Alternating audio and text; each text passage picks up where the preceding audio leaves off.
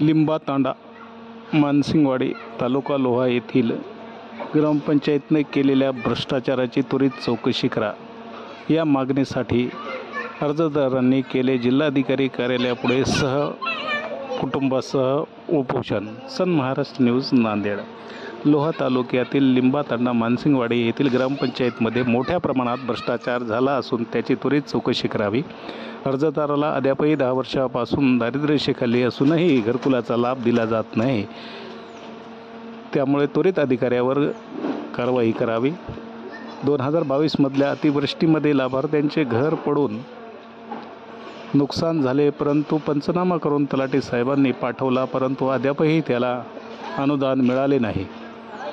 ते अनुदान त्वरित देण्यात यावे व दप्तरदिरंगाई करणाऱ्या अधिकारी कर्मचाऱ्यावर त्वरित कारवाई करावी. या मागणीसाठी रवींद्र राठोड यांनी दिनांक 9 सप्टेंबरपासून जिल्हाधिकारी कार्यालयासमोर सहकुटुंबासह उपोषण सुरू केले आहे.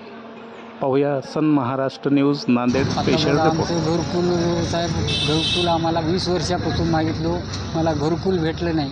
कुणाला एक वेळेस घर आहे त्यांना घर पाडले, त्यांना घर असून बी त्यांना घरकुल भेटाले. मला 20 वर्षापासून घरकुल मागालो तरी मला घर भेटत नाही. त्यांना साहेबापाशी गेलो, साहेब म्हणले 10,000 रुपये दे.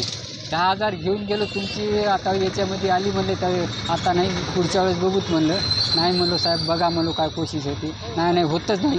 मग काय करायचे, तुला कुठं जायचे तेवढं जा, तुमचं घरकुलमध्ये आता येणार नाही. साहेब आमचं दारिद्र्याच्यामध्ये नाव आहे. नाही भेटलं नाही. चोळीतांडा आणि मानसिंगवाडी त्याच्यामध्ये आलं तरी त्यांचं आले, माझं कसं काय आलं नाही, तुमचं आलं नाही, तुमचं यादीत नाव नाही, मी तुमचं मग बघणार नाही, कुणापाशी जायचे तिथं जा असं म्हणले साहेब मला. माझं आता घरपडीचं आहे साहेब. ते आमचे सिमेंट रोड चालू आहे, त्यांचं कसं काय, तुला काय करायचे ते बघा, मी तुला काय बघायचे. माझ्यावर केस केली साहेब, तिथं पोलीस स्टेशनमध्ये गुन्हा दाखल आहे साहेब. माझी घरकुल काम चालू आहे, हे बंद करायसाठी मी सांगितलं त्याला, तरी माझं बंद केले नाही. बंद करून बी माझ्या केस करून बी ते काम चालू आहे. आता मागण्या काय आता बघ, मागण्या आता माझी घरकुल भेटाव आणि ते कायदेशीर ते काम चालू आहे. आता टाकी बांधाय नाही साहेब, विहीर नाही, कुठं काहीच नाही. त्याचं पाईपलाईन आहे, त्यांचं कुठंच काय नाही. माझं आमच्या गावामध्ये काम केलेलं, त्यांचे पैसे उचलून खाले, ते काम चौकशी करावं आणि त्यांच्यावर कारवाई करावं. हो.